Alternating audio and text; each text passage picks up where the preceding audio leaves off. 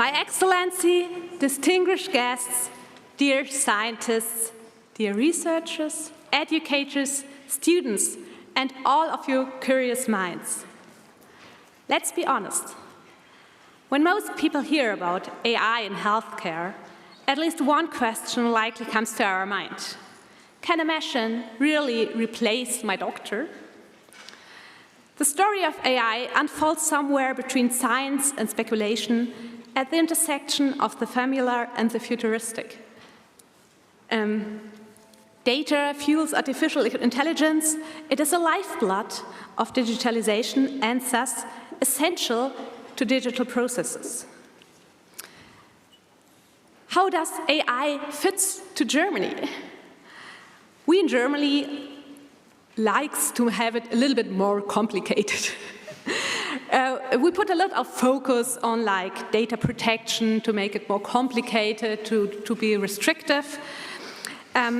Germany took decades to introduce electronic patients records, decades in which our countries took bolder steps forwards, for example, Scandinavia. Germany, on the other hand, sometimes remains within an ivory tower of bureaucracy. And we all know that what fits to Germany, in particular, fits to Berlin. According to the Digital Economy and Society Index, Germany ranks only the 13th in Europe for digital skills. But why is this the case? Could it be because we see the darker side of technology especially clearly? Because we know how easily data can be misused, how quickly health information can become a tool of power? Data is indeed a risk, but it is at the highest priority a very good sign for the future. This is a dilemma. AI lives on data. Without data, it's like a chef without ingredients. In 2020, global healthcare data reached over 2,000 exabytes. Yeah, exabytes. Figures so largely they seem almost fictional. The tension between progress and caution is not unfamiliar to us in Germany. Why take the risk of making machine-driven decisions in an area fundamentally rooted in humanity? We are pioneers, yet sometimes we are held back by imagination, everything that could go wrong. But healthcare cannot wait. We know, and we just talked about, that our population is aging. We are lacking of so many doctors, of people for health care, so our system is already at the borders. AI can be an instrument that helps us through this very damage in the future. So it's not about replacing the doctor. It's not about replacing our minds. It's not about replacing human intelligence. But it's about thinking it together to get really an effort from this. And of course, there are risks. But if we think about it, there are, of course, also risks in human decisions, in human doctors' decisions. So AI is not here to replace anyone. Rather, it's intended to support doctors and caregivers in being more human, not less. AI can analyze terabytes of medical images in seconds, but it cannot grasp the basic concept of empathy, intuition, and nuance. It can mimic, but it cannot feel. It can scan our symptoms, analyze your vital signs, and calculate the best treatment for you. But it's a human who holds your hand through it all. Technological advances can also help address deeper challenges, such as the gender health gap. Lack of data on women's health, deriving inadequate treatments from incomplete data or from misguided assumptions. This does not also hold for the gender gap, but also for seldom medical conditions where we just have not so many cases, for example, in Berlin or at the single institutions. At the moment, these different groups, for example, women and men, often receive different levels of health care, not because their biological differences require it, but because of deep-rooted biases and gaps in medical knowledge. Women are often undertreated in emergency care when reporting pain because their symptoms are not taken as seriously as men's. And also, as we know, coming from the clinical trial setting, most clinical trials are in fact done in men. This has also some reasons, but this also means that our data are in a way biased. In the future, however, our doctors will have AI-powered partners who can not only analyze the data, but independently recognize certain patterns in thousands of patients, patterns that we humans may never detect with the eye. AI can systematically analyze the health data of large population, helping to diagnose illnesses in both women and men and other groups. AI aids in developing therapies tailored precisely to each patient. Patient-individualized medicine is a topic for years, and I'm really convinced that AI is one step forward to do that and to realize that. Ideally, we'd have a healthcare system where doctors' expertise and AI's efficiency come together to create something greater than the sum of its parts. Suddenly, we can do more than just treat illnesses. We can tailor healthcare to each individual like a custom-made suit, without dubious patterns or itchy fabrics. Therefore, I'm delighted to welcome Professor Dr. Aldo Faisal, whose contribution to this year's Green's lecture will cover all essential insights into the topic Human-AI Loops, Data-Driven Pathways to the Future of Healthcare. Artificial intelligence is here to stay. And given AI's growing importance in all areas of life, a responsible approach is essential to leverage the potential while minimizing risks. Considering the high energy consumption of data centers, it is necessary to make AI more sustainable. Clear boundaries must be drawn between AI's desired effects and misused risks. Such progress requires two specific types of collaboration: interdisciplinarity and transdisciplinarity. Why? Because the challenge we face in AI-driven healthcare are too complex to be solved by a single discipline. Because we need tools to connect science, practice, and social needs in ways that create solutions that genuinely work for all the involved parties. At the center of transdisciplinarity collaboration is the human being. Patients who know firsthand the challenges of their health conditions or relatives who manage daily care. They bring knowledge that no textbooks covers and no AI system can predict: the complex, emotional, and social aspects of healthcare.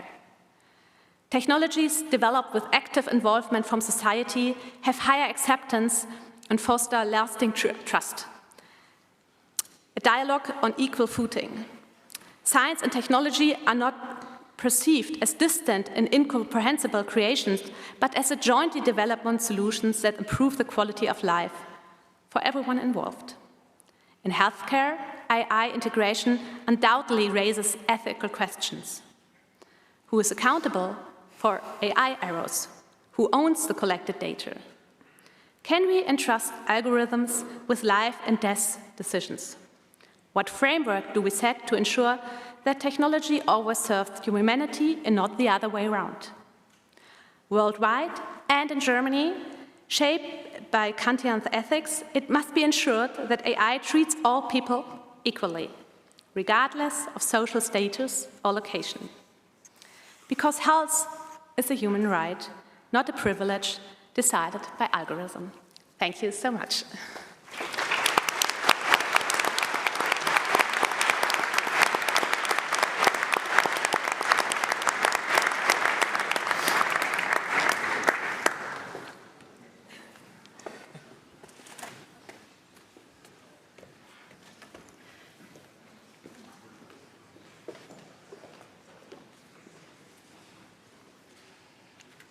So good evening, everybody. Very good to see you all. My name is Andrew Mitchell. I am the British Ambassador here in Berlin, and it is a complete pleasure to be with you. Professor Rauch Professor Faisal, sehr geehrte Damen und Herren, it is genuinely a pleasure. This is, after all, a celebration tonight of science, but it's also a celebration of the connections that bring us together and help us together to do great things.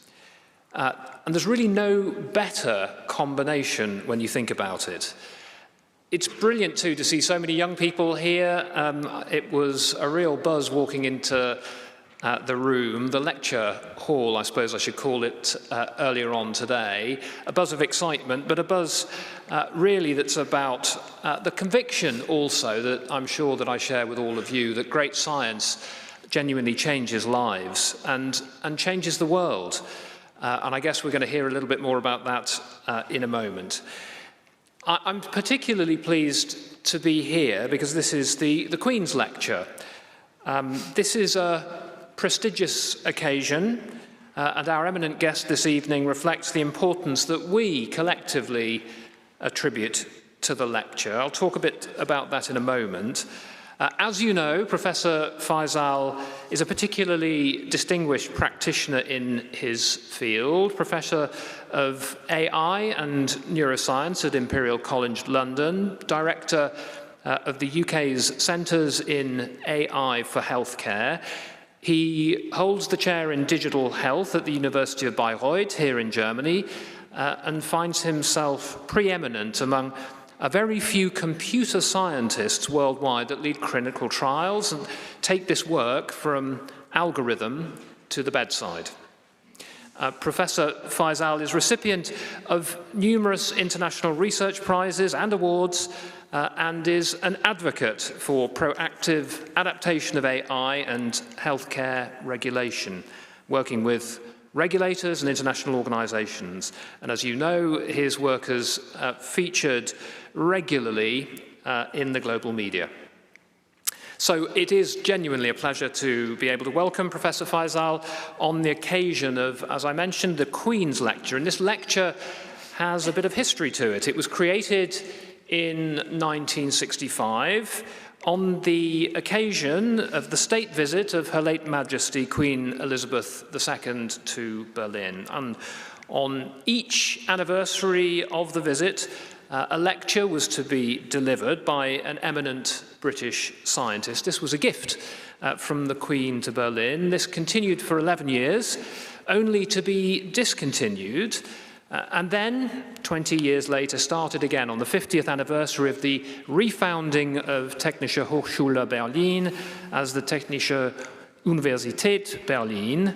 And one of my predecessors, Rosemary Spencer, announced then the resumption of this lecture series on December the 1st of 1997. The first Queen's Lecture of modern times took place at the TU Berlin. And since then, the lectures, whether on economic or cultural or scientific topics, have been an integral part, I'm really delighted to say, of TU Berlin's cultural programme. And history has a way of turning in circles, does it not? In 2015, the anniversary year of the Queen's Lecture, TU Berlin had the great honour of welcoming Queen Elizabeth II and her husband, Prince Philip, the Duke of Edinburgh, to the ceremony, celebrating 50 years of the Queen's Lecture at the university. Federal President Joachim Gauck, Federal Chancellor Angela Merkel and Michael Müller, the governing mayor of Berlin, were present as guests of honour at the time. So this lecture really has a distinguished history, and the TU have been kind hosts to the lecture, proud collaboration, I should say, between the Technical University, the British Embassy, and also the British Council every year since 1997, and a range of topics, as I've said, cutting-edge topics discussed, from quantum computing to the future of mobility.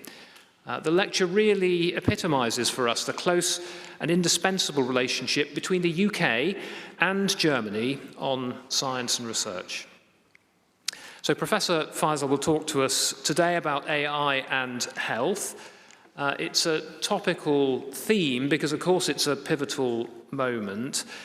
AI offers the boundary-breaking potential to transform medical practices and patient care. and the extraordinary promise, if it succeeds, of a sustainable and accessible healthcare system for our citizens. And this matters prodigiously. Healthcare systems are grappling around the world with multi-vector challenges of aging populations, rising costs, new technologies, all with stretched access to professional skills. AI also carries its own challenges of safety and popular acceptance. This requires wise handling, but at speed.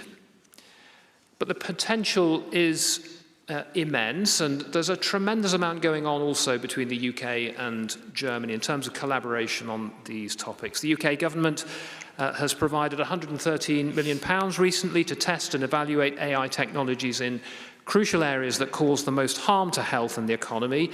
For example, stroke care and lung cancer. We've also committed £21 million to deploy AI technologies to reduce the diagnostic backlog for lung cancer. We've launched an AI Labs ethics initiative which invests in research and practical interventions to strengthen the ethical adaptation of AI within healthcare and address concerns over its use. And the German government, of course, very active, taking similar steps, National Strategy for AI and Digital Health Act, for example, and as friends and partners facing similar challenges, we really do have a lot to learn from each other. For example, the work between the University of Bonn and University College London on AI and neurosciences, or a collaboration now within ELIS, the European Laboratory for Learning and Intelligent Systems on AI and neurosciences. And again, with UCL and King's College London, a partnership on ethics in neuroscience and AI with the Humboldt University in Berlin. So there's a tremendous amount going on, and there's a lot to think about and talk about this evening. And I'd just like to finish by thanking Professor Rauch and her team for the fantastic organisation for this year's Queen's Lecture. Big thanks also to the British Council team here and to my own team at the Embassy for helping out. So without further ado, Professor Faisal, over to you.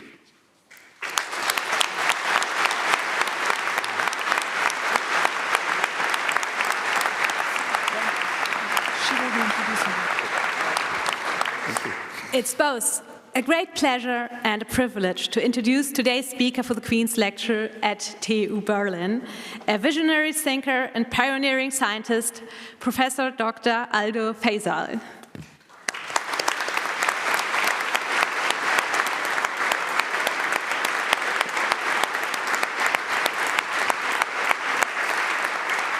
Professor Faisal stands at the forefront of AI and neuroscience, combining technological innovation with a strong commitment to human health and well-being.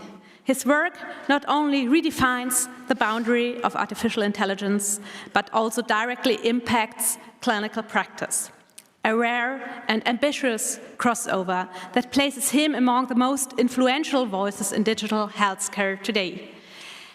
As a professor of AI and neuroscience at both the Department of Computing and Department of Bioengineering at Imperial College London, he uniquely bridges disciplines, harnessing technology to answer some of the most profound questions about human behavior and health.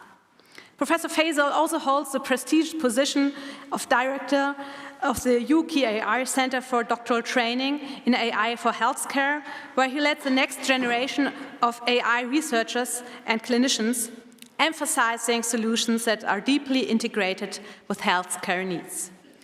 His career spans the UK and Germany. At Imperial, he also serves as the first elected speaker of the cross-faculty network in artificial intelligence, representing a body of over 200 researchers, while in Germany, he holds the chair in digital health at the University of Bayreuth. His work is truly international, spanning collaborations on projects from his borderless lab, which unites his team across the two nations. His international collaborations support transformative research projects and initiatives, particularly within the Health Grand Challenge, which aims to tackle some of the most pressing issues in medical science through cutting-edge AI. With such accolades, it's clear that Professor Faisal isn't just pushing the frontiers of AI, he's defining them.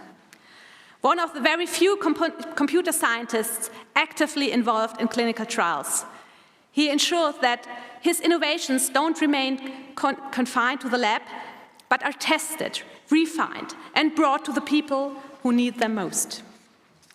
In addition to his research, Professor Faisal is deeply engaged with the practical and ethical implications of AI in healthcare, advocating for robust regulation to ensure AI benefits society responsible.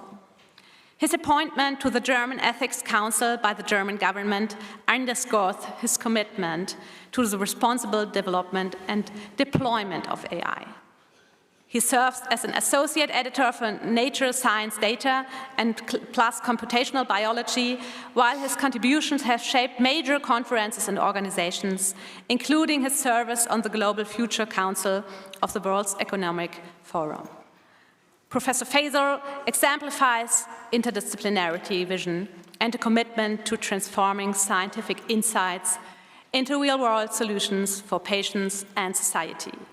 Today, as he shares his insights at the Queen's Lecture, we welcome not only a leading mind in AI and neuroscience, but also a compassionate innovator reshaping healthcare's future.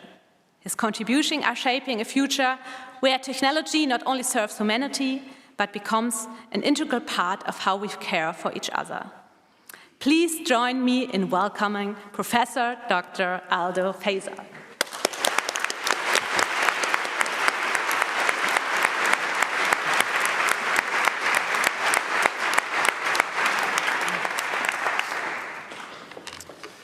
President Rauch, Ambassador Mitchell, esteemed guests, I'm deeply humbled to be here, to have had the Gastfreundschaft of the colleagues from the British Council, from the Bifold, from the TU Berlin, who have made this a wonderful trip and really a deep honor to be allowed to speak to here. I was thinking of talking to you about human AI loops, data-driven pathways to the future of healthcare, but really, I should start with a tale of two cities. Berlin and London were struggling about 170 years ago with the epidemic of cholera. And through the response to that, scientists, medical people and experts in Berlin, of course you have Virchow here to be named, led to the foundation of the Charité, and in Britain, we had John Snow, considered one of the fathers of epidemiology. And I think it's worthwhile just briefly reflecting on what he actually did. He exemplified what I now call the simple statement, data saves lives. So at the time, there was still a discussion whether cholera is born as an infectious disease or whether there's some weird emanations of dirty air called miasma permeating. And so John Snow went out and tried to find, in the best tradition of British empirism, to find data out there. And so this was in central London. You can go and visit the place, and still these streets exist as they are. And he realized that there are different numbers of infected people in each house. And so what he did is he drew a rectangle, and the rectangle was the longer, the more people who were infected were in the house. And so he invented the bar chart. And then he painted that bar chart onto the map of London. That's his actual painting. And you can see here, there's some people here, a lot of people here that are sick of cholera, and there's sort of a distribution of cases. And he had a hypothesis that cholera may be a waterborne disease. So he then painted in all the individual water pumps in the area, and he realized that there was a cluster of cases of cholera around this water pump here in Broad Street. And to this day, you can go and still see the water pump. And then he did a causal intervention. He had the water pump shut down. And the outcome of that was that the cholera epidemic in London was stopped. And I think this is a beautiful way of thinking. You don't need computers to use and pursue data science, but it shows the way of thinking. So that was 170 years ago. How does the picture look now? So in Northwest London, we have set up over the past 6 years what we call a data-driven integrated care system. So we have the records of all 2.3 million patients, all the records from the 6 hospitals they visited in Northwest London, and all the general practitioner practices. And so we have a unique linked record that we put together into what we call now the Discover Now Hub that is free for researchers to use and as well as for key corporate players. And critically, the data is not being sold. What you can do is you can come with your problem, work in a secure data environment and access it. And one of the first things that was then developed was the idea that if we take all this data, we need to immediately give something back. So it's useful for patients and it's useful for the clinicians who've contributed to this. And this is here what you're seeing, a snapshot of the asthma patient dashboard. Patients are anonymized, but basically a GP knows every single of their patients, what their asthma-related conditions are, and this data then can be linked with the street-by-street pollution data that we get from real-time sensors across the City of London, so we can see what the pollution levels are, and we can then, if we want, send out warnings to patients recommending a specific person, maybe don't go out on the street today or avoid that area based on your asthma profile. And so that's the latest situation of data now. The UK is now continuing to restructuring into integrated care system, of which we have over 40. Each of these care systems is meant to aggregate the data of all GPs and hospitals together. They're controlled by our National Health Service, and we're going to expect that over the next few years, certainly in this decade, all 65 million patients in the UK will be integrated. And we can start thinking about delivering solutions at scale. So now we're coming to data, and data has to do with machine learning. So the idea that machines can learn from data how to build a solution, and that is at the moment the dominant way by which we can build artificial intelligence. If you ask me, what is artificial intelligence? Well, most people would say it's smart ways of analyzing data. But AI is more than that. AI is also the ability to have agency. A self-driving car does not just analyze data, it can take actions. And it is here where it has some of the biggest impacts in healthcare, because it can help us deal with a major challenge, and Ambassador Mitchell mentioned that already, pandemics, aging, climate change, and general proliferation of societal diseases such as diabetes and cardiovascular disease and cancer that have been all rapidly rising, put a growing demand on clinical support, and patients are not getting that at the level that they deserve. And so the whole goal of my work is to try to reduce the unmet demand for health and care through the use of artificial intelligence. The fact that I talk about learning means something else as well. It means a very profound shift to how we create innovation. So from the moment we humans figured out how to make fire, all innovation up to very recently was based on a few people sitting down, tinkering, playing, finding a solution and crafting that. And with the advent of machine learning, this has now undergone a fundamental shift. We are not anymore the engineers, the tinkers that create the solution. Instead, we've become educators and parents that teach an AI how to learn from data to find a solution. And once you realize that, certainly myself, I've not yet fully understood what this paradigm shift means, but we need to consider that. Now, when we're talking about AI for healthcare, we need to think about what does this all encompass. So first of all, if you work on AI for healthcare, you work on all the problems that make AI a hard problem. Yeah? You don't need to work on self-driving cars, you don't need to work on robots, you can work in AI for health and work on all the hard problems.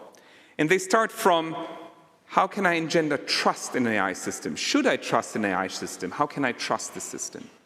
How can I interpret or get an explanation from the AI system how to solve things? How can a system learn in such a way that I don't have to breach my privacy, but yet we can learn from the data of our citizens to build better AIs?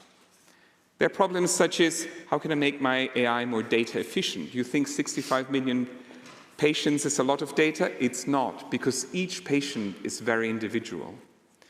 We need to talk about how to make AI more human-like, so that it can reason and cooperate with us, not compete. We need to think about how we can make AI operate in safety-critical systems and settings where life and death decisions are being made, such as in health, every day. And this requires us to revisit very often the foundations of how we build AI and machine learning system, because the demands from the ethical perspective and from the regulatory perspective transform how we need to think about algorithms in the first place. So let's start with a story here about diagnosis and monitoring. So what you're seeing here is a list of all sorts of diagnoses you can make: sepsis, dementia, risk of suicide, and so forth. And these are all publications that came out in the last few years. You see here how many patient records were required to train these AIs. And here you see a wonderful number called AUC, or area under the curve. We don't need to get into the details. If that number is 0, the AI is always wrong. And if that number is 1, the AI is always right. Okay?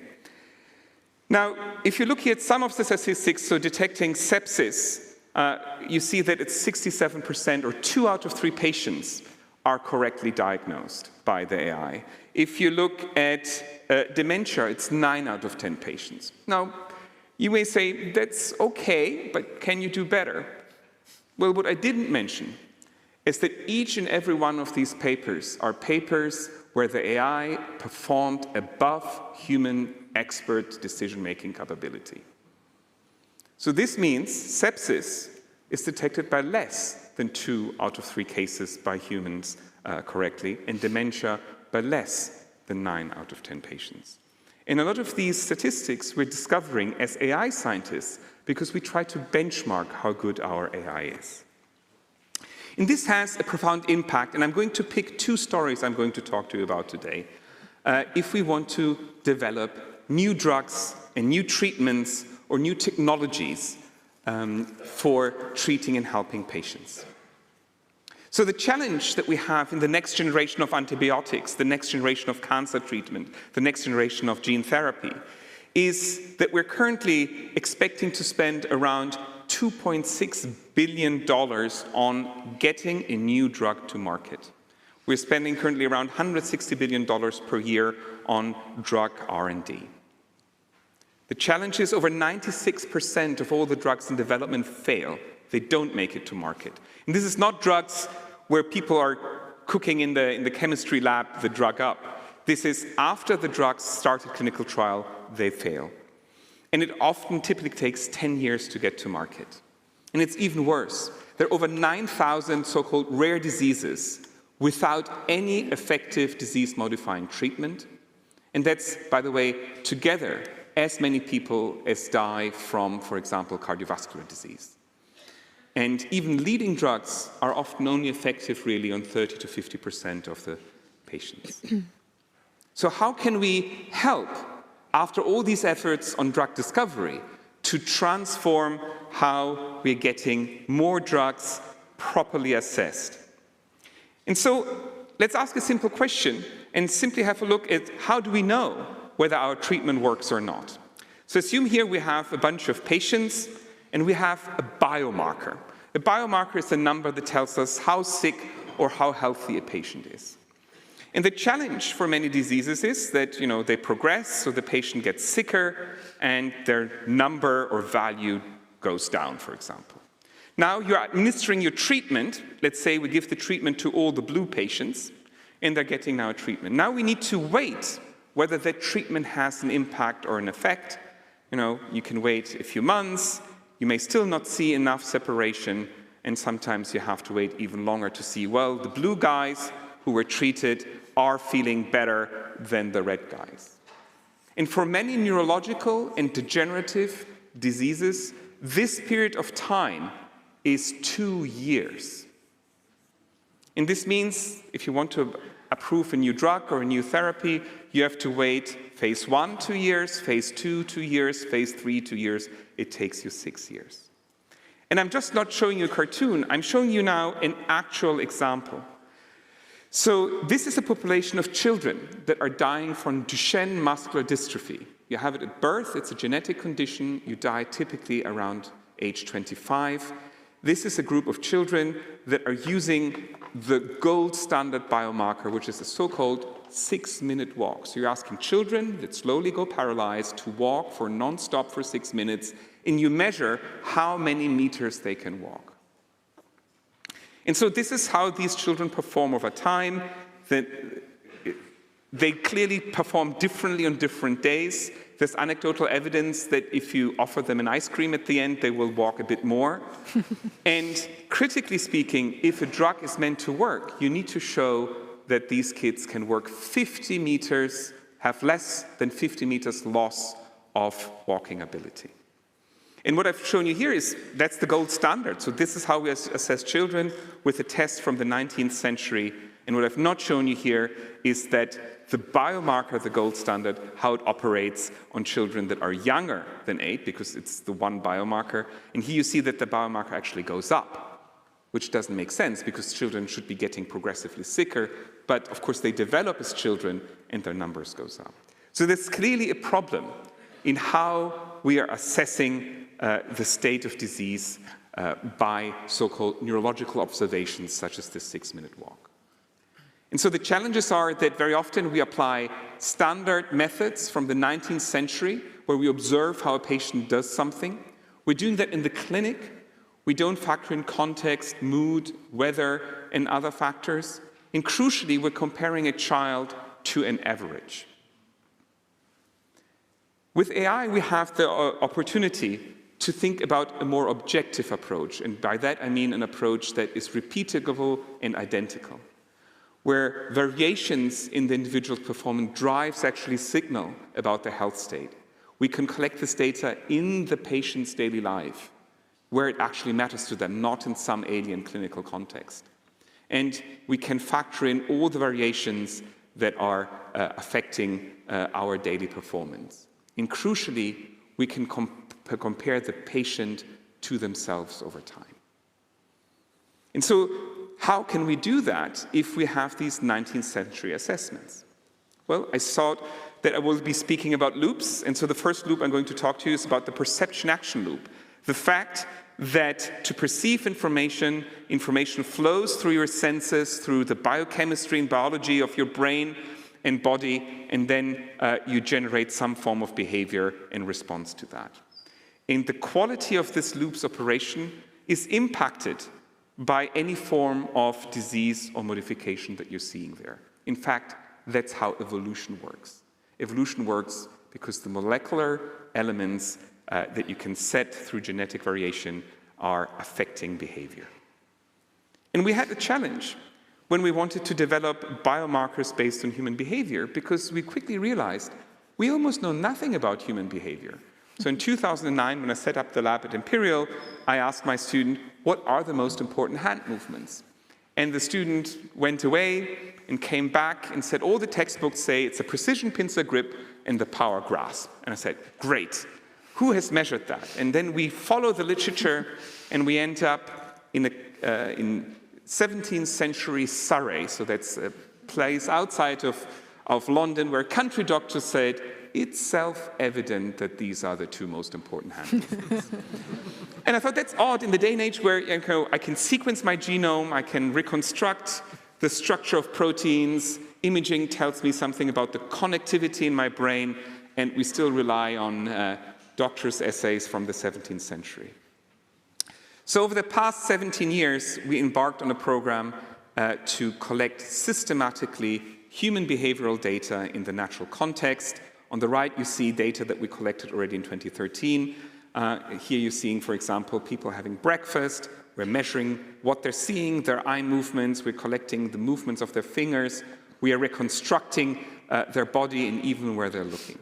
And over the years, this database has grown. Nowadays, we have in Bayreuth a set of flats that are fully sensorized where patients and people can come and spend days on end living their normal daily lives, and then you get data sets.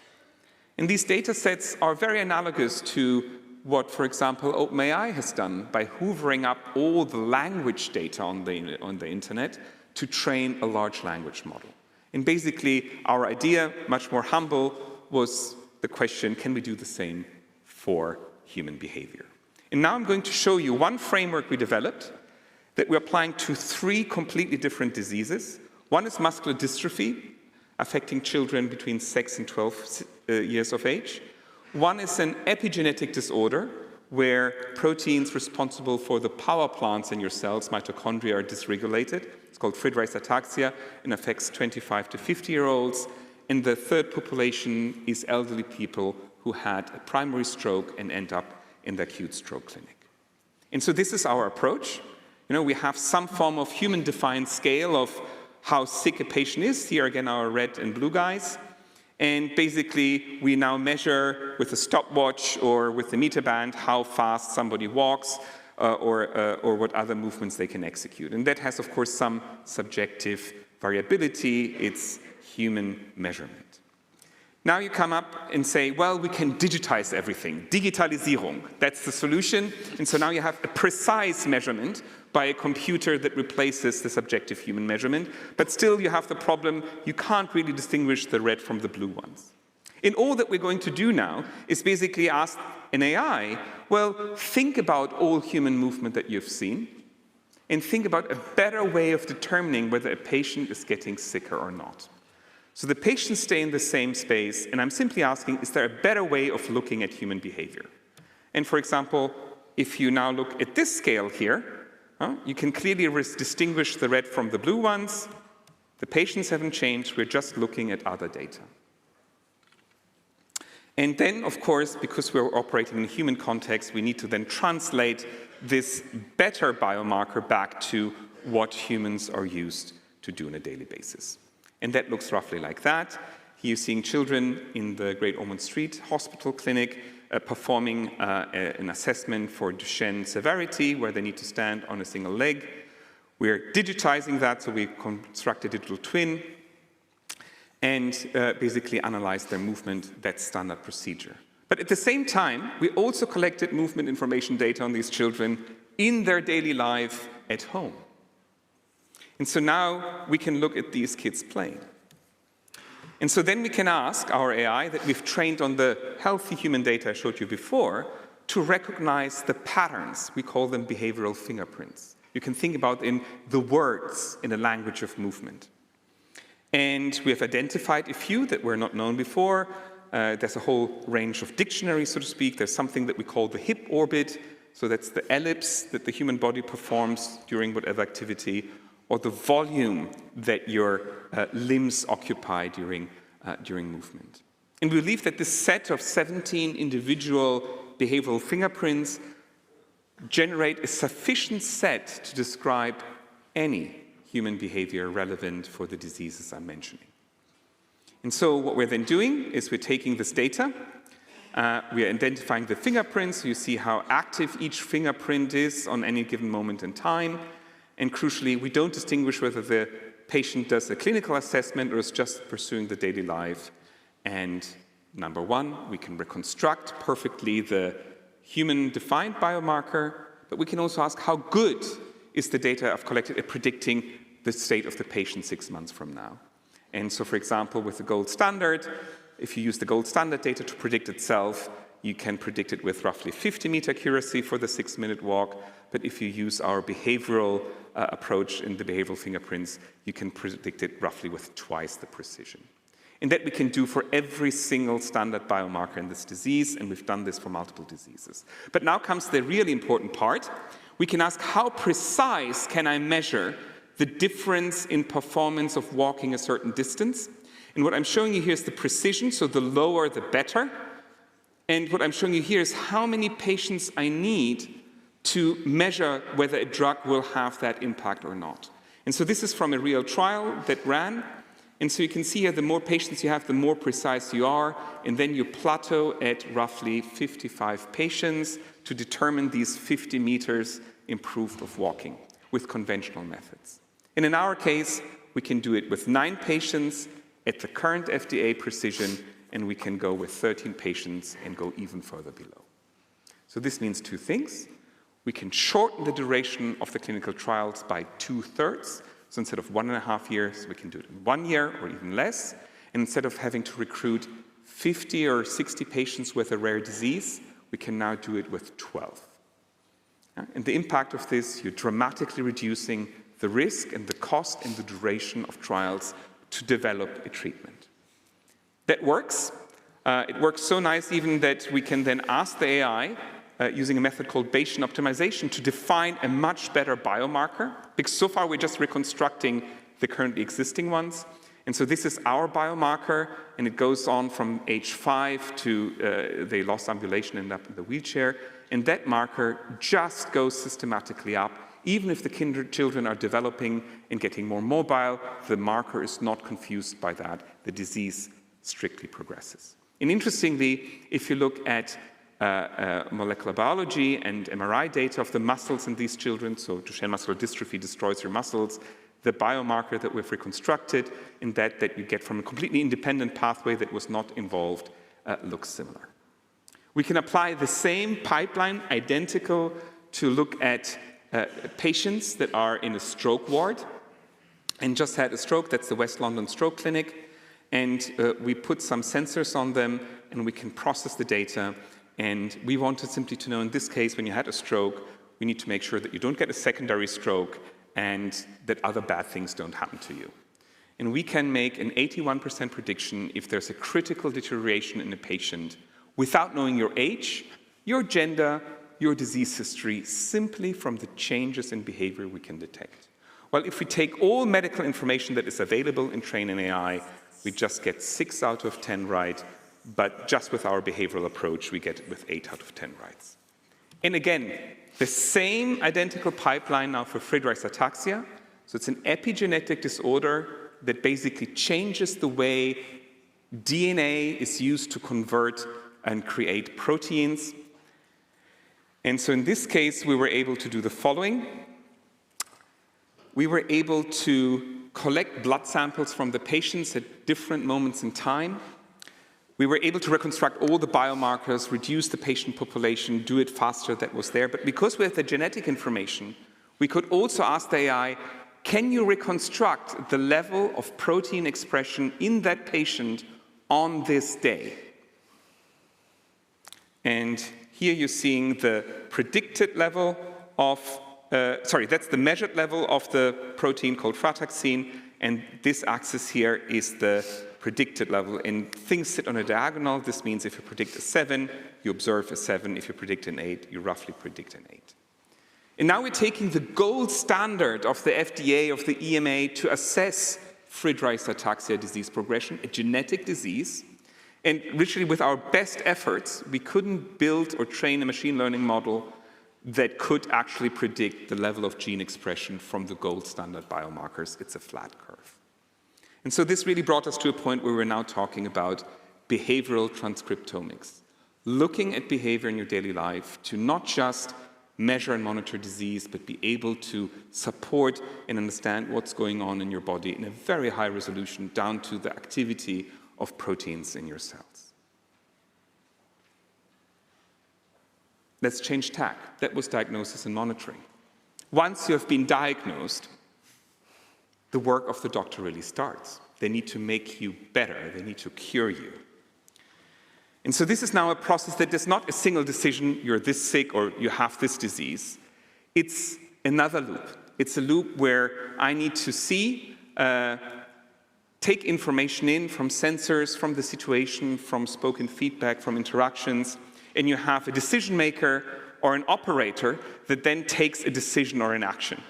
And that then impacts equipment, a patient, a business in some form. And so this is what we call a perception action loop again. And agency in this case means that an AI or a human need to plan what they want to do, they need to carry it out and manage it, and they need to adjust it if things go wrong. So it's a process of sequential decision-making that you need to do in sequence. That's what a captain needs to do if they want to go from Hamburg to Southampton. Many decisions affecting and responding to things to get the ship safely home. That's what a surgeon needs to do if they need to get to the tumor, cut it out, and save the patient. And of course, that's what a British butler does, ideally knowing what you want to do and acting on it before you can even say or think it. So we've done work in this, and so this is the loop where you have a system acting on a patient and we're collecting feedback from this patient. We've done this for precision dosing. In 2013, this was a standard, what we call reinforcement learning algorithm with insulin that we took into into animal trials and showed the validity of the approach, and then we passed this on to Fresenius Kabi to consider this for human work. We've applied this to the control of depth in anesthesia, where we used in silico models, so simulations of models to deliver these type of solutions. And we have then used this in closed-loop interaction to do work with my wonderful PhD students, Romy Lawrence, around what we called at the time the automatic neuroscientist, where we used real-time brain data to adapt stimulation of the patient. And then Ines Violante took this forward to actually deliver adaptive neurostimulation based on that and try to treat a patient in closed loop. Now that's fine, but this type of learning technology, I've not mentioned that, requires you to interact with the patient and do something to them. And usually at this point people get nervous. Maybe you do the wrong thing. And so we very early, around 2014-15, started thinking about how we can train such systems offline, where we're taking historical patient data, where you know how the patient was doing, and you know what actions the doctors and nurses and carers took on the patient. So you know how the patient is doing, you know what was done to them, and you look at the whole sequence. And so this is what is now known as the AI Clinician Program. It's an NHS flagship program. We've launched it together with my fantastic PhD student, now colleague Mathieu Komorowski, and Tony Gordon, who's one of the leading intensivists in the country. And it's a system that is now deployed in 4 hospitals, and I'm going to tell you what this is about. So it's a system that we've developed for intensive care, and the idea was we need to find ways of treating patients, so that they're not dying in intensive care and keeping them alive. And the challenge here is what we call the infectious disease called sepsis. It kills 5 million people every year, 38,000 people every year in the UK alone. Germany numbers are correspondingly higher. It's the biggest killer in hospitals. And of course, every patient who died from COVID in ICU died with sepsis. And it's effectively an infectious disease that leads to a collapse of the cardiovascular system. It's infection, you can treat it with antibiotics, but basically your body collapses before the antibiotics work. So we need to find ways of treating patients. And so now let's look at human intelligence in this context. So you can basically tune 2 things to prop up your cardiovascular system. You can put IV fluids into the patient, so to raise the blood pressure, or you can give vasopressors, things that make your blood vessels narrower, and thereby lift pressure. So we went into our medical records, pulled them out, and picked 30 patients. So each row here is a patient, and then we went to a range of 40 NHS intensive care clinicians. So these are in the German system Oberärzte and above, and asked them, what would you dose in this moment for what you've seen from this patient in terms of fluids and vasopressors? And so what you're seeing here is the variation in practice. So there's a 500% variation across the clinician population, for example, for patient 15. What you're not seeing here is that roughly a bunch of clinicians decided not to prescribe any vasopressors, the others provided a doses and so forth. And I don't want to be critical of the intensivists. It's a very impressive job. I've worked with them through the pandemic. It's a system, the entire cardiovascular physiological system of the humans that you're dealing with, while patients are ventilated, while they're on kidney dialysis and so forth, to keep them alive. It's very difficult to describe the state of the patient. We looked at what doctors were telling each other when they were handing over, and it's very difficult to define the state. Now, the challenge that I want to pose here is, now, this large scale of variation, not all these decisions can be equally good. Some must be better than others. Can we help to identify which one there is? And this is what we called then the AI clinician. it's a system that has learned from operational data to, first of all, basically map the state of patients. This is just a visualization. Every dot is a potential patient state. It's a visualization. And then you have patients that are moving through this landscape here, in this case towards a healthy discharge, or in this case to a patient that unfortunately dies. And we can then, of course, model things, predict how likely they are to die. But what we really want is we want to find the best actions to save the patient. And so forgive me for this very naive picture here. Imagine a patient has sepsis and we want to take them to a healthy discharge and prevent death. So the way we do that, as humans, we immediately see you can go up and you can go right, or you can go right and up and then right. And maybe if the patient had a heart attack and certain treatment pathways are not fine, then you need to go down, right, up, and right again. That's great for this game here. But in the case of the physiology, what is the state of the patients? We have over 60 numbers, blood tests, blood gas analysis, blood pressure, oxygenation, ventilator settings that define the playing field. And then we have combinations of drug that tell us how much to give the patient and what combination of drugs and what dosages leads to an arrow up and not an arrow to the right. Long story short, we did it on the retrospective data we had available. The system was trained on 60,000 patients and then validated on an external data set that comprised 3 million patients.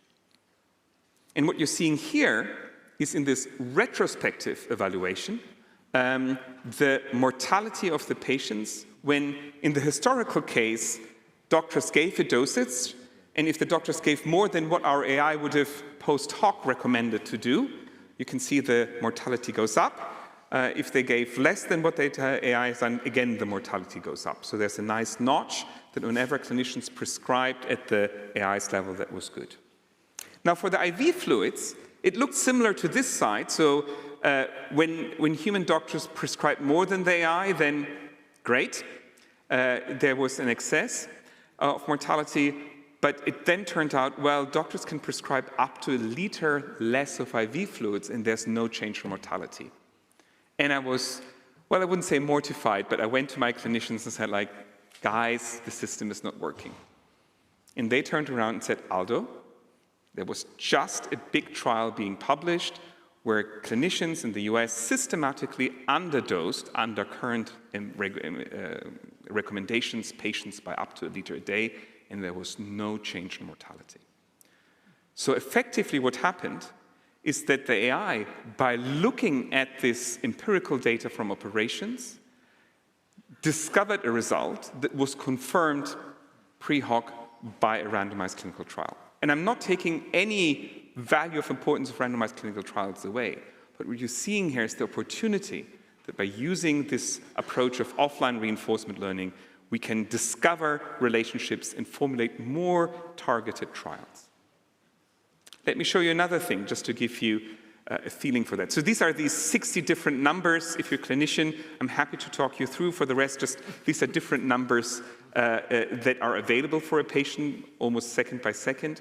And what you're finding here is we can then work out what was important for a clinician to take an action. And you see that this number here, that we call the partial oxygenation ratio, PF ratio, is a very high driver for a clinician to make a certain decision.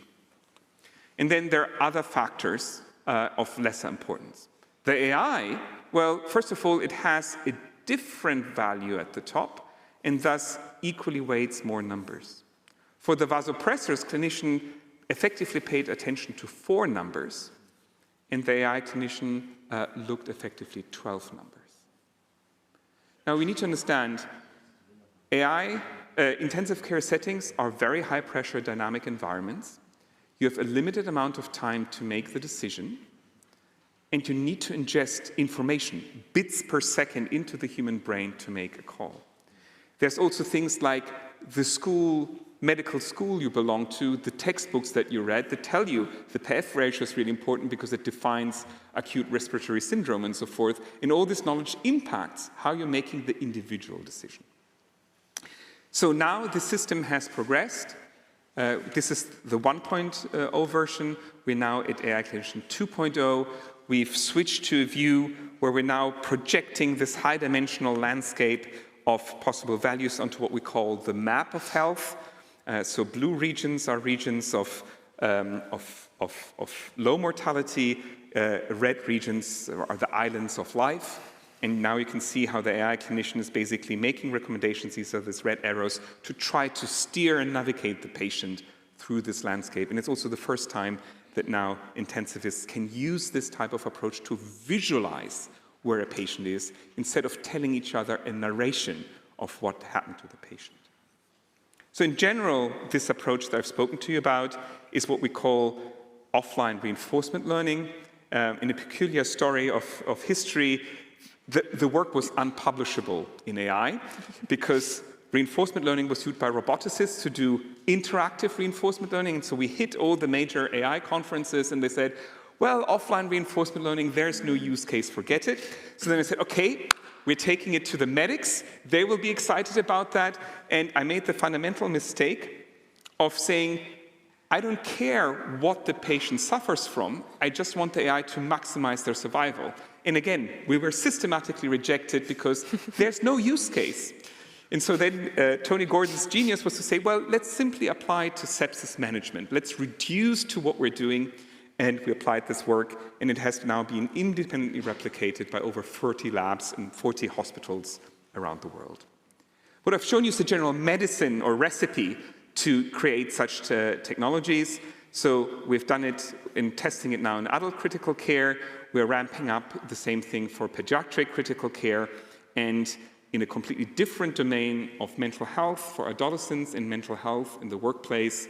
We have created technology that's been in the well-being domain, so not clinical. There's been a spin-out, I'm not involved with it, that has based this approach on our publications, with a colleague of mine having taken up the role of CTO there. And in the domain of mental health psychiatrically, we're running currently trials with adolescents to help them manage depression and eating disorders. So I've shown you basically two ways by which we can think about a loop, how we can use ways of using data derived from the real world, and I've not shown you many other examples due to lack of time, to derive high-resolution, high-precision ways of monitoring and diagnosing disease in real life. And I've shown you glimpses of how we can start thinking about AI interventions and management of disease, so that's a loop that's running. But if we further zoom out, what will the future look like? Well, on the one side, we need to think about AI-driven learning healthcare system at a systemic level. In the UK, we're fortunate that we have one NHS, 2 million employees, from the doctor to the porter to the GP, working under more or less central management. And so we can start thinking about not just looking at this clinical care loop that I showed you and how we can use AI technologies in this system. We should be starting to think about managing for the public and enabling the public to manage digital health. This could be technologies that you're already using, but enhancing them with information from ambient assisted living all the way to wearables like I've described to you. But ultimately, I think the real challenge will be to link up all these loops into what we call the digital public health loop, where we can think about systems, I call them AI Sherpers, that help you manage where we are and where we're going, like a very good doctor friend that tells you what to do and what follow-ups to follow. And that sounds all great. And of course, there's no science without proper inspiration. The older ones of you will remember Star Trek Voyager and the emergency medical hologram. If not, watch it. And that's the great thing about this. It's not the holographic technology. Is that when the system comes online that says, I've been trained by the humanities medical knowledge and medical data to make better decisions. And now I'm going to show you how this currently looks like in St. Mary's Hospital intensive care unit. So this is an intensive care clinician wearing a head-mounted camera, coming into the ICU. He's greeted by a nurse, examining the patient record, examining the patient. In this case, it's a robotic dummy, but the data is from a real patient. This is, by the way, a robotic dummy that breathes, has temperature, and reacts. They look at the monitor, Then the nurse asks, "Doctor, what would you prescribe?" Then we reveal the AI. So the AI recommendation is shown here in the middle, and then there are 4 different ways of explaining that. And then we ask him, "Doctor, would you change your decision?" Or, "Doctor, do you think the machine is broken and we should turn off the AI?" So this is not the trial of the AI clinician, this is what we've done for safety critical work. And so now comes something actually quite interesting. So I'm going to show you the same data again, but now with the full information, which is we've done eye tracking. And you've seen all the QR codes. Well, because with that, we can reconstruct where the doctor is looking. We can project the heat maps, where they place their visual attention.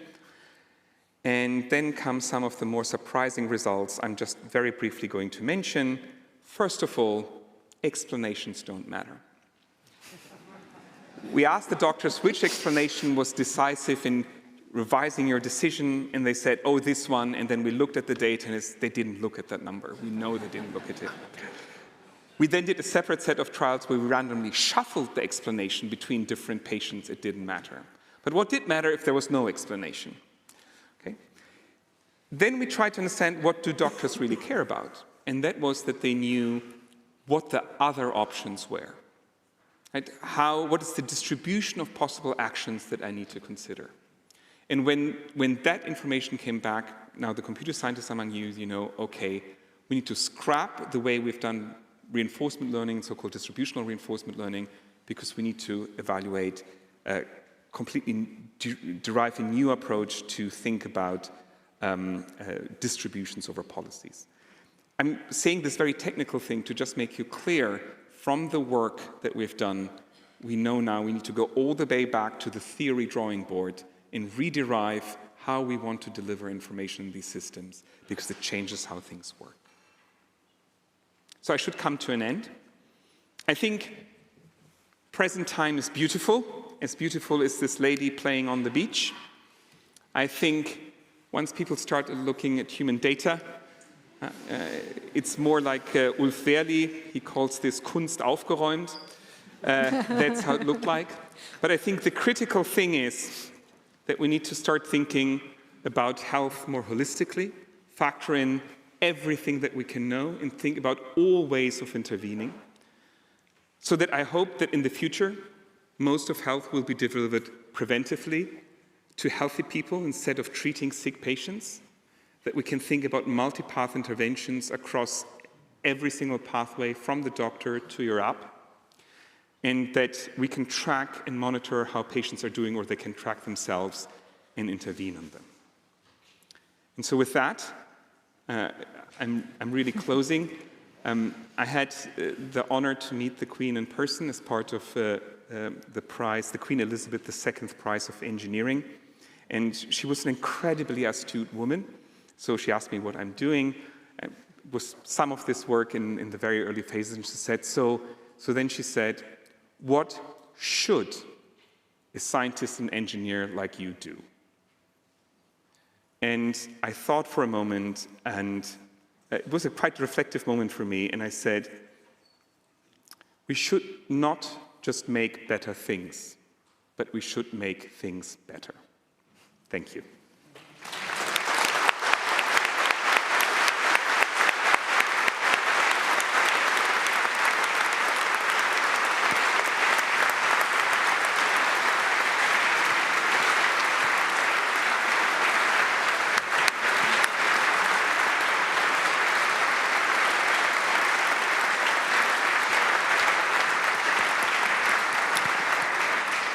Well, thank you, Professor Faisal, for this fascinating talk and on human AI loops and healthcare. We will now transition to the Q&A session, and we can have a seat together. You can take the left seat, I will take the right one. So I will be moderating this session. My name is Fatma Deniz. I am a professor in computer science, but also working very closely to the topics that Aldo Faisal just mentioned, in the intersection between AI and cognitive neuroscience, in my case. I'm also the Vice President for Digitalization and Sustainability of the TU Berlin. So before we begin, I would like to make a few points how we will moderate this Q&A session. First of all, please stand up and raise your arm, basically hand, if you have a question, and wait to be handed the microphone. We are also on live stream, so we would like you really to use the microphone before you start with the question. Please introduce yourself just briefly and ask before your question, and given that we have very limited time, keep your question please quite short and concise, and I will not take follow-up questions so that we can allow many questions from the audience. And I would like to mention, because Aldo and I talked earlier, Aldo speaks very well, excellent German, and he offered to take also questions in German, so you feel free to ask your question in German if you would like to. Aldo Faisal will also answer in German in that case. And while you think about your first question and raise your hands, I would like to start with my first question. So I really like that you brought that kind of science fiction anecdote, maybe, because I do think your work, sounds like science fiction sometimes, beautiful science fiction. Especially in terms of like AI clinician, behavioral transcriptomics. You mentioned how AI transforms basically our everyday lives in healthcare, how it can extend, life expectancy to some extent. So what breakthrough do you anticipate, actually, looking forward in the next 5 to 10 years, using the methods you have just said? I think, if you forgive me, there will be different countries at different speeds.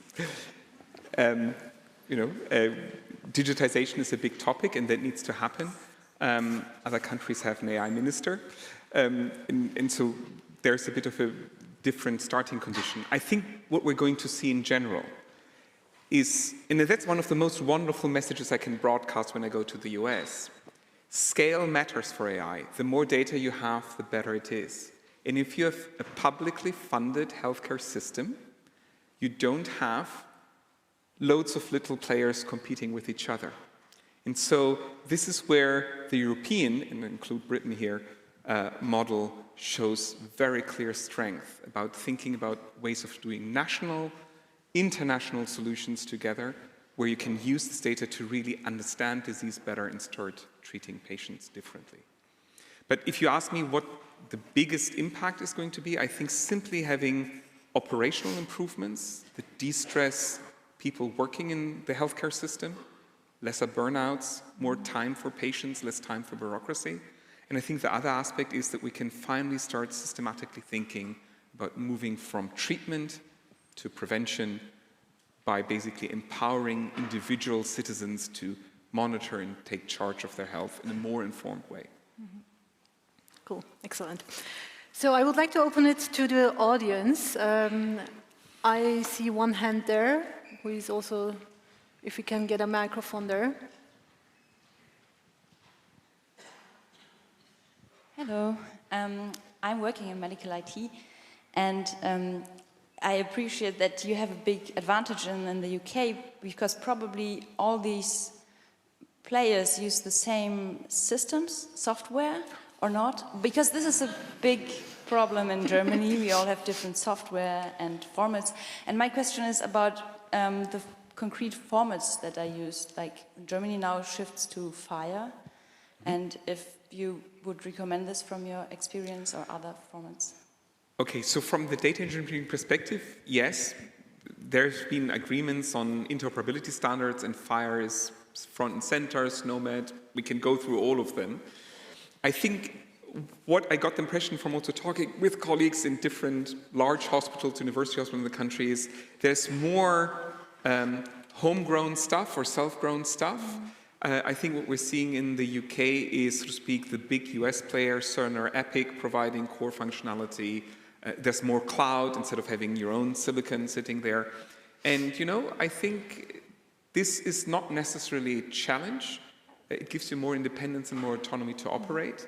But of course, you need to integrate more. But I don't think doing the integration is per se the big limiting factor.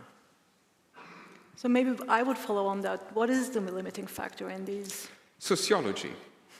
Okay? It's not legal, it's not privacy law or anything like that. It's not medical capability, it's not technical capability.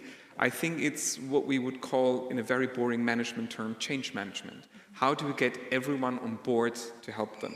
How do we make the healthy understand that being able to use their data is not taking away their privacy, but it's giving lives to patients? So we call that the egoism of the healthy.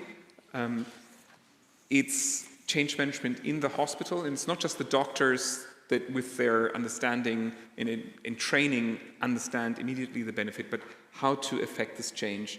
And it's all the way about to thinking in the data privacy domain, and now when we'll have the AI Act regulation in Germany, the AI Schutzbeauftragter equivalent, that we have people in place that don't say no because that's the safe option, but people that offer a solution.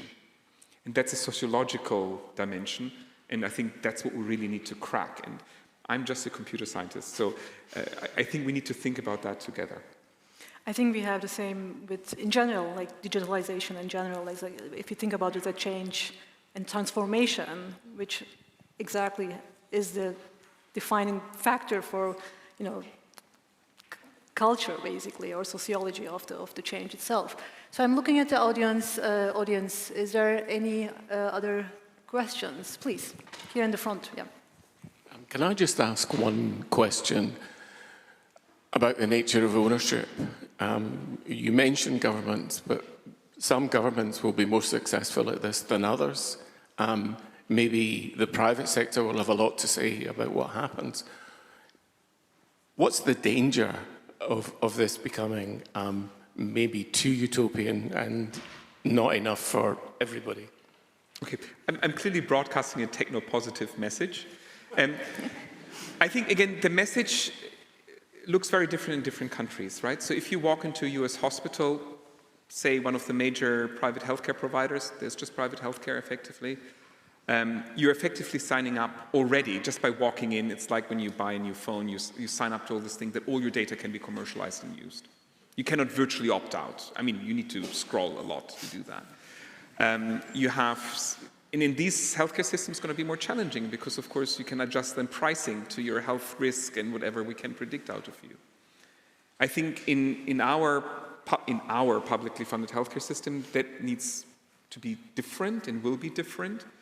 And we have different opportunities to do here. But I think what's very important is to, as citizens, to be aware of what is possible and what should not be possible, and then fight for that. In the sense that it's consumer decisions we can make, it's decisions about how we want our data to be used. And I think you're very lucky in this country that you have these wonderful medical universities that basically have a lot of motivated people who want to do medical research to better the health of patients.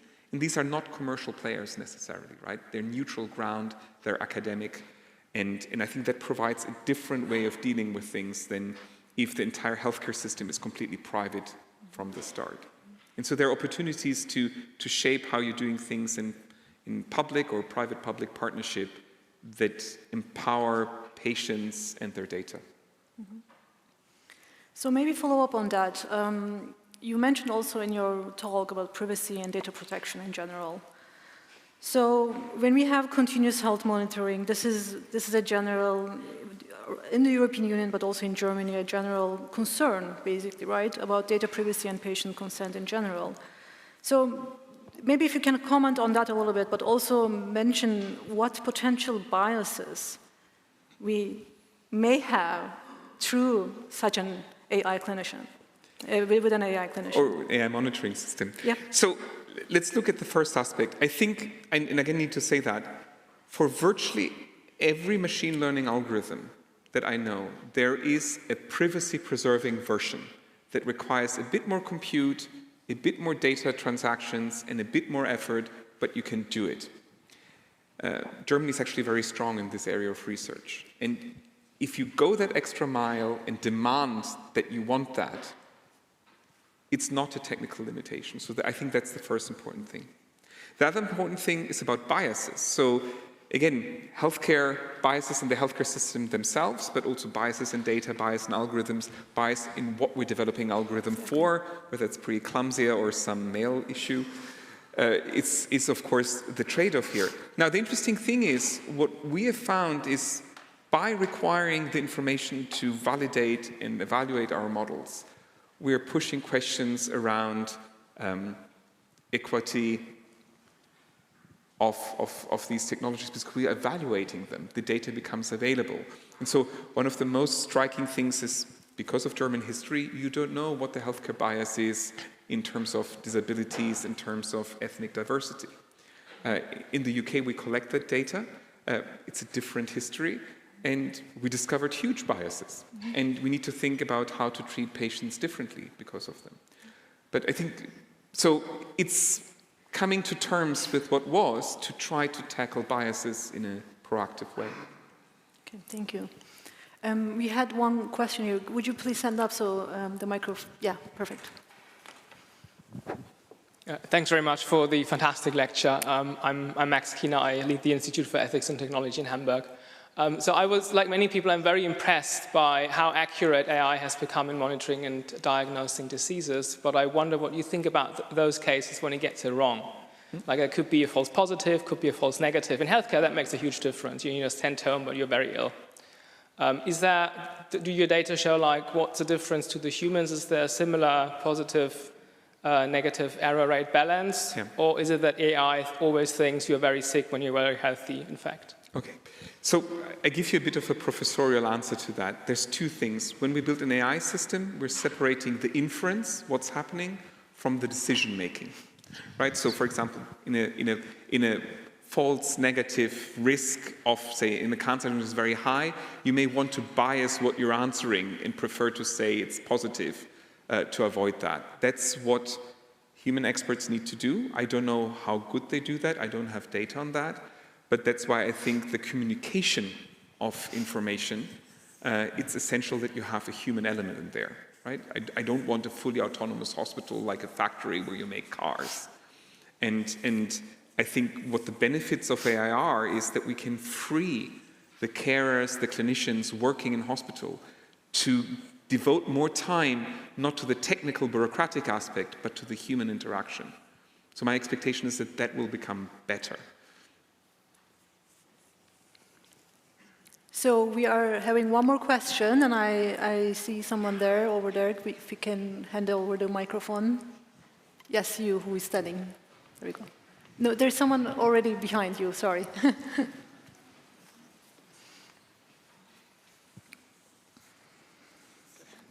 Well, thank you so much for the lecture. I'm a computer science student here at TU Berlin. And I was wondering about the perspective on global healthcare. So do you think that the data-driven pathways you told us about are also applicable the same way in other countries, in other regions, where we see different healthcare problems as in the UK or in Germany? Yeah, great question.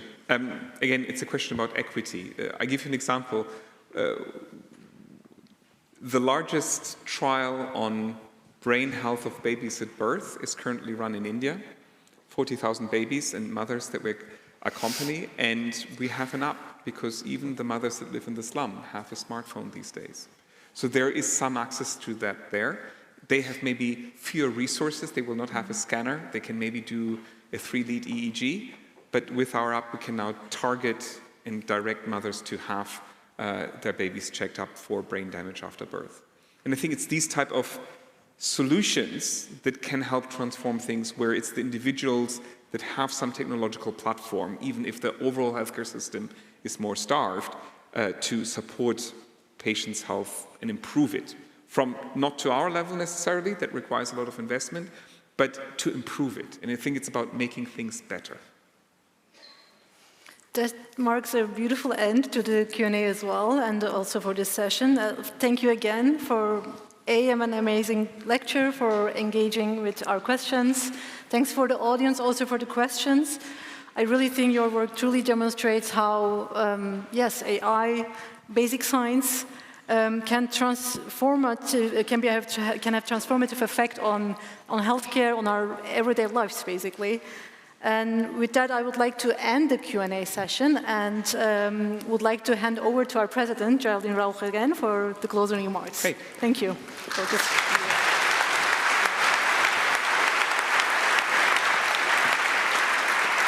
Thank you so much.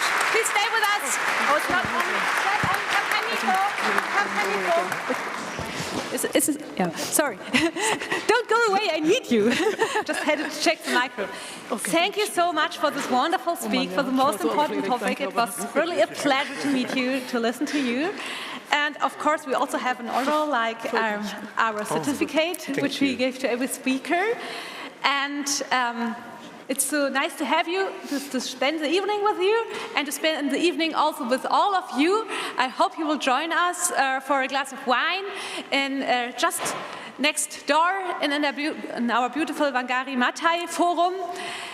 Thank you, Fatma.